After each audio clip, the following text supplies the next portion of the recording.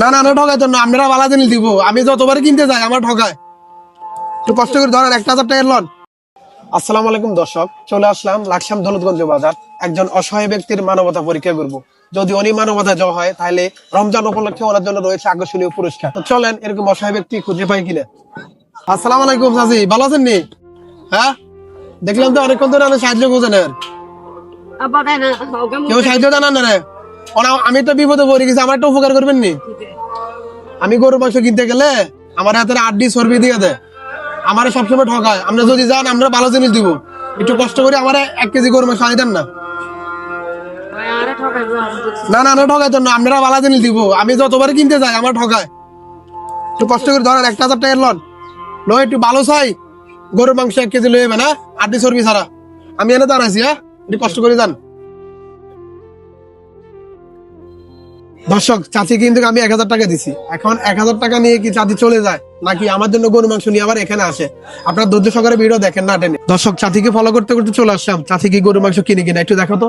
চাচি গরু মাংস দোকানে কি করে। দর্শক, অবশেষে কিন্তু চাচি চলে আসছে গরু মাংস নিয়ে। এখন চাচি কিন্তু আমার জন্য অপেক্ষা করতেছে। এখন 4:36 বাজে। দেখেন, চাচি যদি বরাবর 20 মিনিট অপেক্ষা করে তাহলে চাচির জন্য আকর্ষণীয় পুরস্কার অপেক্ষা করতেছে। দেখো চাচির একটু দেখো।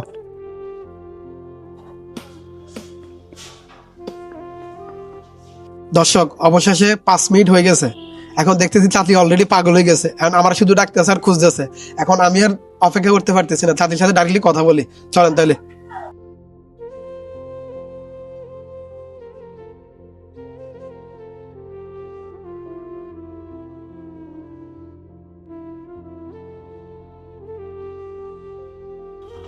বেশি দেরি হয়ে গেছে?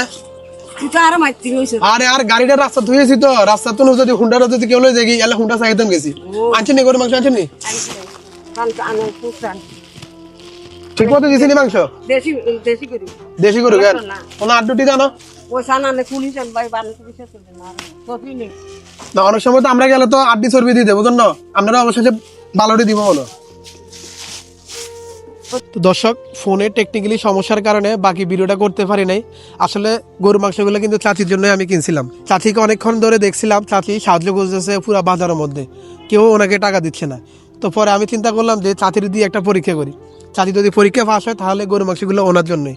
তো পরে আর কি করব, ধৈর্য পরীক্ষা উনি পাস হয়েছে। তারপর ওনাকে গরু মাংসগুলো দিয়ে দিলাম। চাচি কান্না করে বলতেছে চাচির নাকি পরানোর মতো কাপড় নাই। তো পরে কাপড় কেনার জন্য ওনাকে কিছু দিয়ে দিলাম। তো দর্শক, আমাদের এই মানবিক কাজগুলো যদি আপনাদের ভালো লাগে অবশ্যই ভিডিওতে লাইক দিয়ে কমেন্ট করে আপনার মতামত জানাবেন। সামনে যাতে আমরা আরো ভালোভাবে কাজ করতে পারি। তো সবাই এই পর্যন্ত ভালো থাকবেন। আল্লাহ হাফেজ।